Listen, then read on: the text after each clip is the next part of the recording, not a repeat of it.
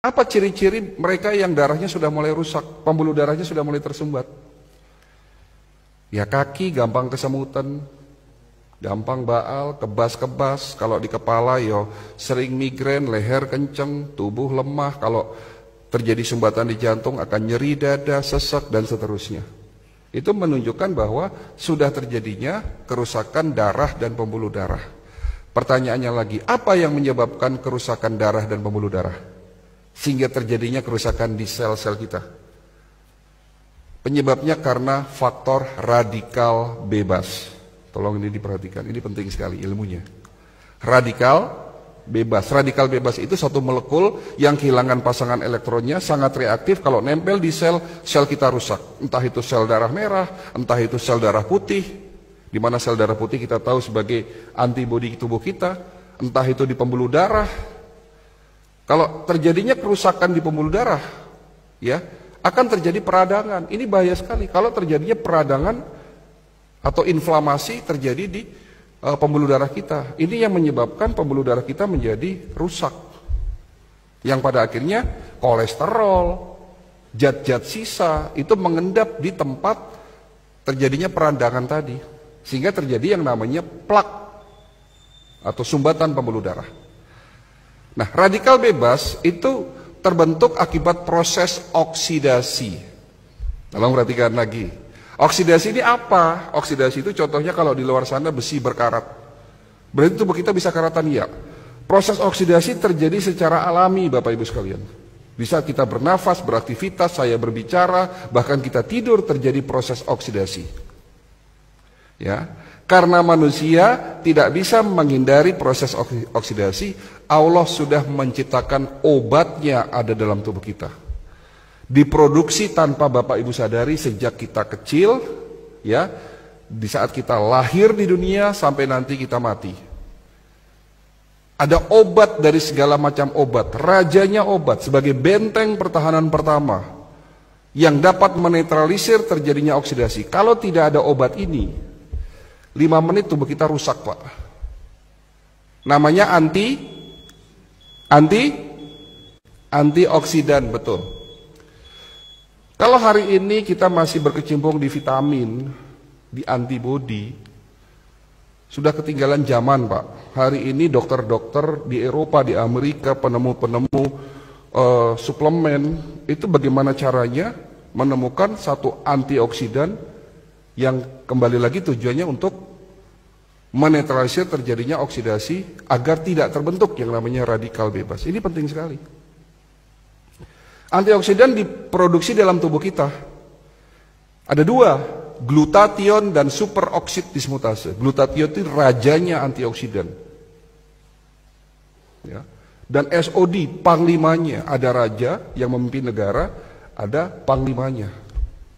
Atau perdana menteri lah. Jadi yang menjaga tubuh kita itu sesungguhnya bukan antibodi. Antibodi itu benteng pertahanan kedua, Pak. Benteng pertahanan pertama namanya antioksidan, glutathione dan superoksid dismutase. Namun setelah usia Bapak 40 tahun, produksi antioksidan, glutathione dan SOD menurun. Makanya itulah yang disebut tua. Menurunnya produksi antioksidan. Sehingga pada saat usia 40 tahun dan terus bertambah, terjadinya oksidasi yang tidak diimbangi dengan produksi antioksidan, sehingga terbentuk yang namanya radikal bebas. Dan radikal bebas inilah yang mulai merusak pelan-pelan sel-sel tubuh kita. Sudah mulai jelas ya, Pak? Sudah mulai jelas ya? Oke. Tapi Allah Maha Baik. Allah bukan hanya menciptakan antioksidan dalam tubuh kita, tapi juga sudah menyiapkan plan B-nya. Menciptakan antioksidan ada di sekitar kita sebagai obat, sebagai penawar. Ada di mana? Ada di buah dan tanaman herbal. Yang di mana antioksidan itu disebut sebagai prajurit-prajurit antioksidan. Jenisnya ada ratusan. Contoh, resveratrol, antioksidan yang dapat mencegah dan mengobati penyakit darah dan jantung, stroke. Ada di buah yang berwarna merah keungu-unguan. Buah apa itu? Anggur, blueberry, strawberry, buah delima. Terong bukan buah, Pak. Ya. Tapi ada juga buah yang banyak mengandung antioksidan resveratrol. Selain itu juga banyak mengandung antioksidan lainnya. Tapi mungkin buah ini dianggap sebelah mata oleh kita. Padahal ini rajanya buah yang ada di Indonesia. Mungkin kalau delima susah, blueberry susah. Tapi buah ini ada di Indonesia. Namanya buah jamblang. Oke, jamblang bagus. Tapi ada yang lebih baik dari jamblang. Apa? Buah manggis, Pak. Kapan terakhir makan buah manggis?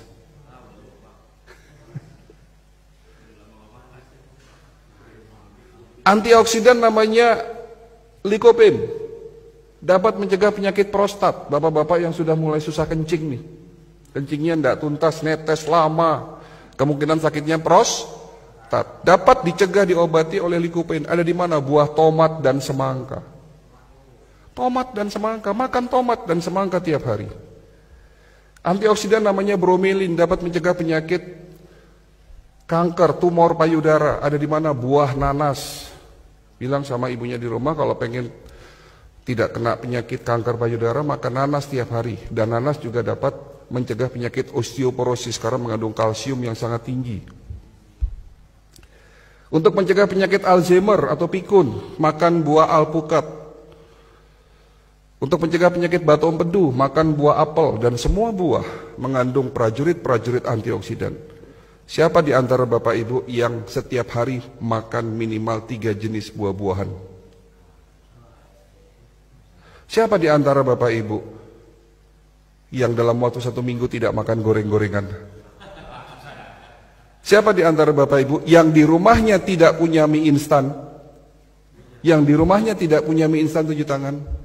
Dan siapa di antara Bapak Ibu yang sudah meninggalkan gula pasir? Inilah jawaban kenapa masyarakat kita banyak yang sakit. Sementara Allah sudah memberikan berkah luar biasa kepada bangsa kita. Betul?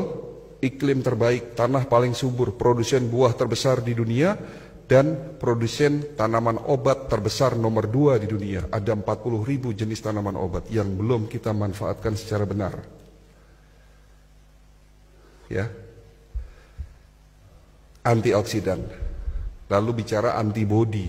Antibodi nggak usah dibahas lah, sudah terlalu kuno ya. Tapi itu juga penting, di mana benteng pertahanan kedua adalah antibodi. Dan benteng pertahanan ketiga, ya proses yang paling penting dari semuanya itu adalah regenerasi sel. Kenapa penyakit diabetes nggak bisa sembuh-sembuh? Ya karena obat yang selama ini kita minum hanya sekedar nurunin gula. Tapi yang harus dilakukan, lakukanlah pengobatan secara holistik.